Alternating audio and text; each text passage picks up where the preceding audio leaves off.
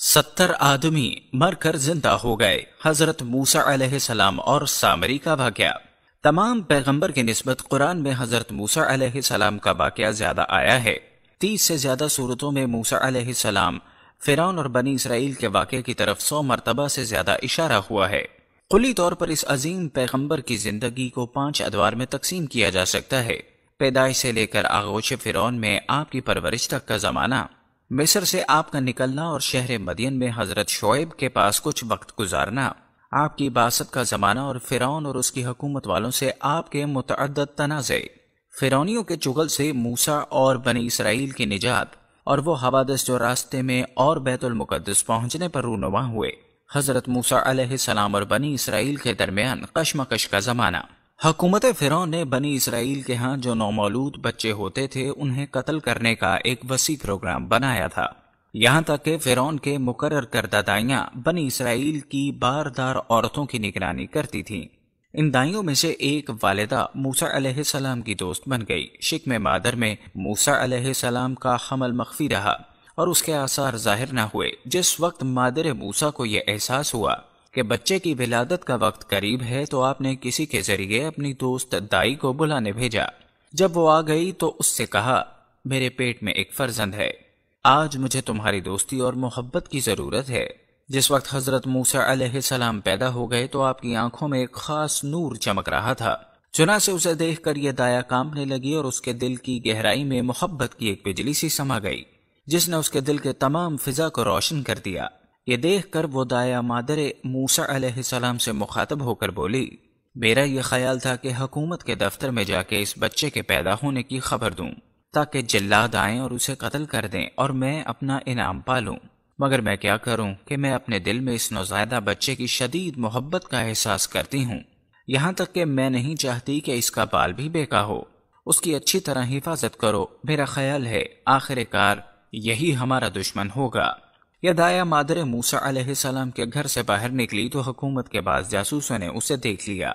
उन्होंने तहैया कर लिया कि जब वो घर में दाखिल हो जाएंगे। मूसा अलैहिस्सलाम की बहन ने अपनी माँ को इस खतरे से आगाह कर दिया।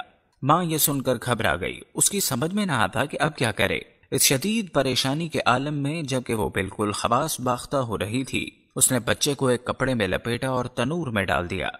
इस दौरान हुकूमत के आदमी आ गए मगर वहां उन्होंने रोशन तनूर के सिवा कुछ न देखा। उन्होंने मादर मूसा से तफ्तीश शुरू कर दी। पूछा, दाइया यहाँ क्या कर रही थी? मूसा अलैहिस्सलाम की वालिदा ने कहा, वो मेरी सहेली है, मुझसे मिलने आई थी। हुकूमत के कारिंदे मायूस होकर वापस लौट गए। अब मूसा अलैहिस्सलाम की माँ को होश आया। आपने अपनी बेटी से पूछा, बच्चा कहाँ है?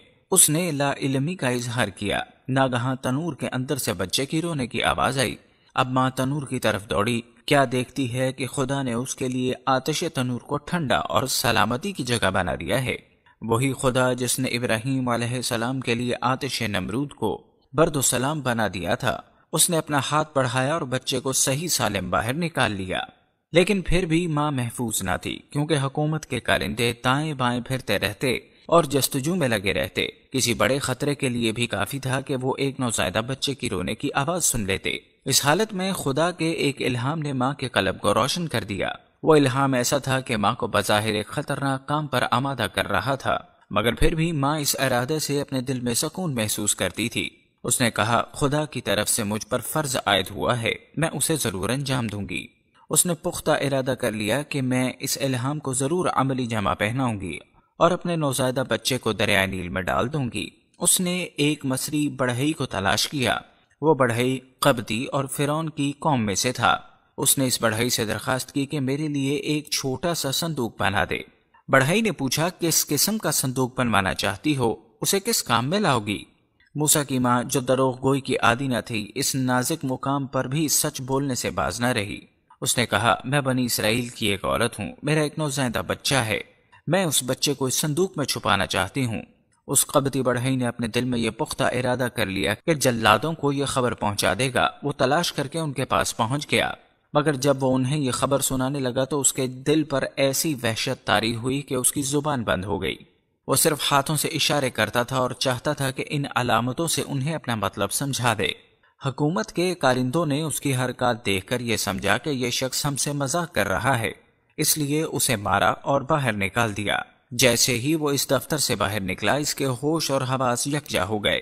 وہ پھر جلادوں کے پاس گیا اور اپنی حرکت سے پھر مار کھائی۔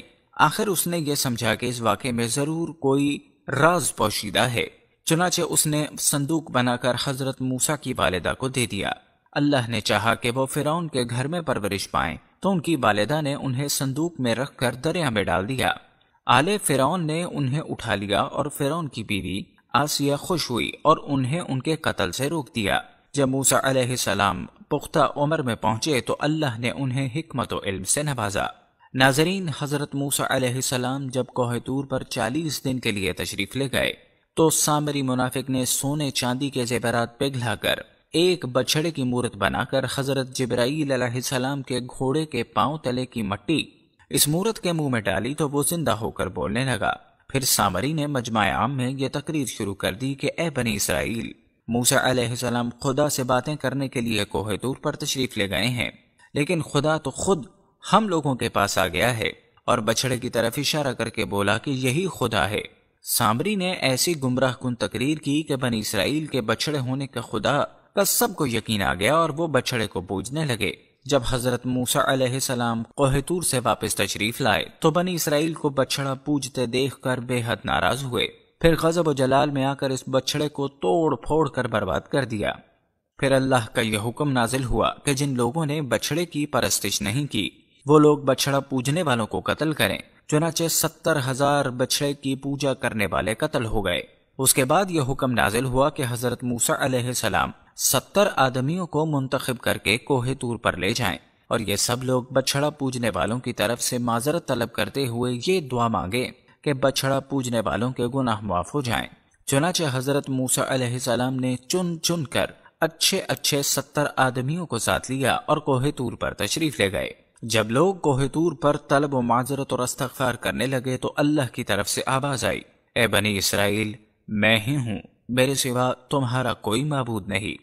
میں نے ہی تم لوگوں کو فرعون کے ظلم سے نجات دے کر تم لوگوں کو بچایا ہے، لہٰذا تم لوگ فقط میری ہی عبادت کرو اور میرے سوا کسی کو مت پوجو۔ اللہ کا یہ کلام سن کر یہ 70 آدمی ایک زبان ہو کر کہنے لگے، اے موسیٰ، ہم ہرگز آپ کی بات نہیں مانیں گے جب تک ہم اللہ کو اپنے سامنے نہ دیکھ لیں۔ یہ 70 آدمی اپنی ضد پر بالکل اڑ گئے کہ ہم کو آپ خدا کا دیدار کرائیے، ورنہ ہرگز نہیں مانیں گے کہ خداوند عالم نے یہ فرمایا ہے۔